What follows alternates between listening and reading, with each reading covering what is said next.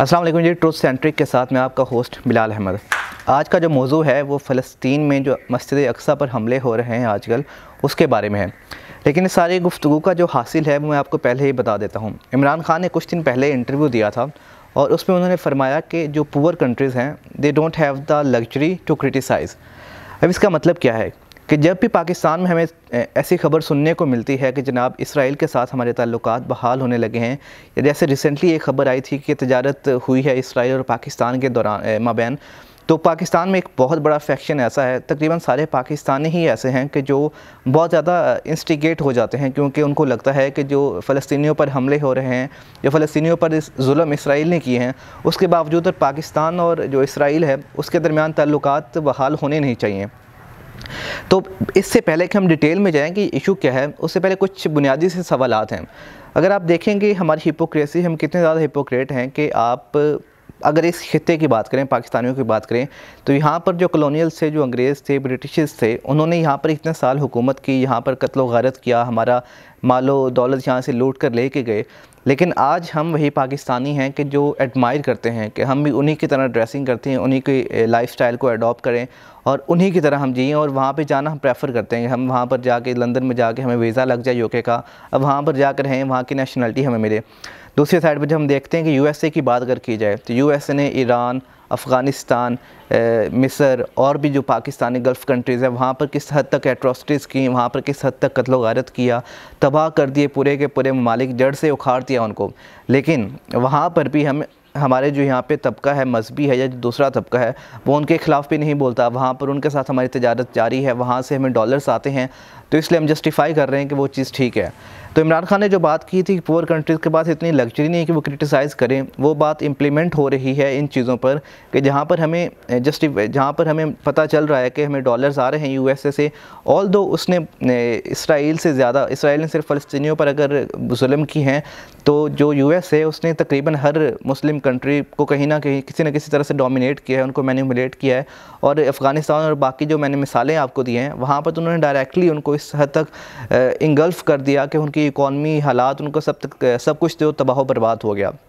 इसके बाद आप चाइना की मिसाल लें तो चाइना में मुसलमानों को के कैंप्स बनाकर वहाँ पे मुसलमानों को तंग किया जाता था, वहाँ पर उनको जलील किया जाता था, और अभी भी कोई पता नहीं है कि वहाँ पर मुसलमानों के साथ क्या चीज़ें हो रही हैं। ये तो अब डॉक्यूमेंटेड है कि वहाँ पर मुसलमानों पर जुल्म हुए हैं, लेकिन इसके बावजूद हम उनको क्रिटिसाइज़ नहीं करते। आपने कभी नहीं देखा होगा कि पाकिस्तान का कोई ऐसा तबका हो जो यूएसए या चाइना के ख़िलाफ़ इस बात पर बोले कि वो मुसलमानों पर जुल्म करते हैं, तो इसलिए हमें उनके साथ जो अपने सफ़ारती ताल्लुकात हैं वो ख़त्म कर देने चाहिए।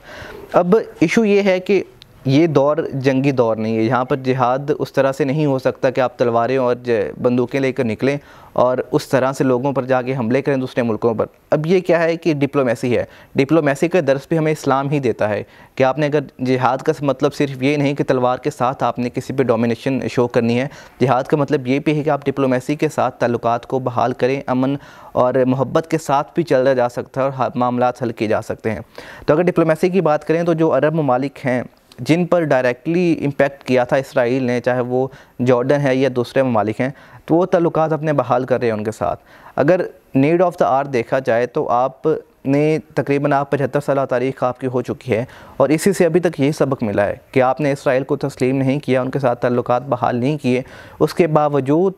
जो फ़लस्तीनी हैं उन पर जो हमले हो रहे हैं उसमें कोई कमी वाक़या नहीं हुई। तो इसका मतलब ये है कि आपकी अप्रोच गलत है इन चीज़ों को हल करने की तरफ। अगर आप उनके साथ टेबल टॉक करें, बैठ कर उनके साथ बातचीत करें कि ये चीज़ें ऐसे ऐसे हम आपको ये ऑफ़र करेंगे, इसके बदले में आपको ये चाहिए कि आप जो मस्जिद अक्सा है वो उसका कंट्रोल हमें दें, या कहीं ना कहीं आप इस हद तक उनको लिमिट कर सकते हैं जनाब कि आप मस्जिद अक्सा में दाखिल ना हों, जो फ़लस्तीनी उन पर हमले ना करें। इसके लिए ज़रूरी है कि आपकी अपनी जो इकॉनमिक सिचुएशन है वो इस हद तक बेहतर होनी चाहिए कि आप इस पोजीशन में हो कि आप किसी दूसरे मुल्क के सामने डिमांड रख सकें। अगर आप ऑर्गेनाइजेशन ऑफ इस्लामिक कंट्रीज़ की बात करते हैं, जो कि ऑब्वियसली एक बहुत पावरफुल टूल साबित हो सकता है, लेकिन वो उस तरह से अपने आप को एक्सरसाइज नहीं करते, क्योंकि जो हमारी डोमिनेशन है OIC के जो डोमिनेट करता है वो वही अरब ममालिक हैं, और वो अभी तक उस तरह से पता नहीं पढ़े लिखे ही नहीं है या उनमें क्या कमी है कि वो इस्लाम को उस तरह से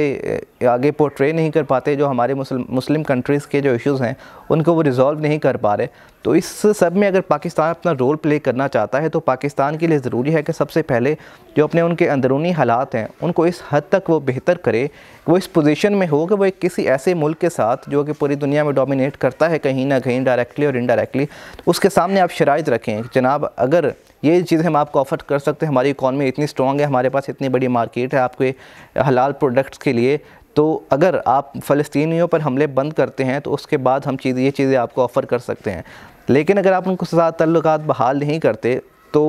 अक्ल व शऊर का तकाज़ा यही है कि जो मामलात वहाँ पर हो रहे हैं वो